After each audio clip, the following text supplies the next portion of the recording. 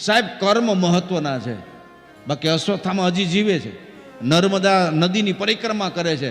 અને કોક દિવસ ક્યારેય સંતના રૂપમાં તમે અશ્વત્થામાને જોવો તો એના માથા ઉપર ખાડો હશે, અને એ ઘા હજી રૂજાણો નથી, જે ભીમે મણી કાઢી લીધો છે.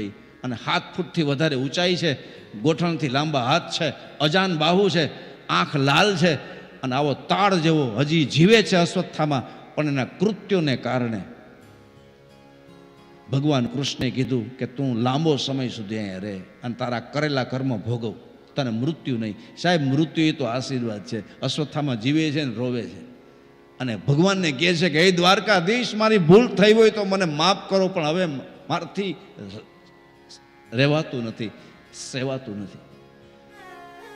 સાહેબ, લાંબી આયુષ્ય હારી નથી. ન કરવાના કર્મ જ્યારે અશ્વત્થામાએ કર્યા, હજી બાળકે જન્મ નથી લીધો, એ બાળકને મારી નાખવો, એ અશ્વત્થામાએ કૃત્ય કર્યું છે. બ્રહ્માસ્ત્ર માર્યું છે ઉત્તરાના પેટમાં. ત્યારે ભગવાન દ્વારકાધીશ જેવા દ્વારકાધીશ ધ્રુજી ગયા.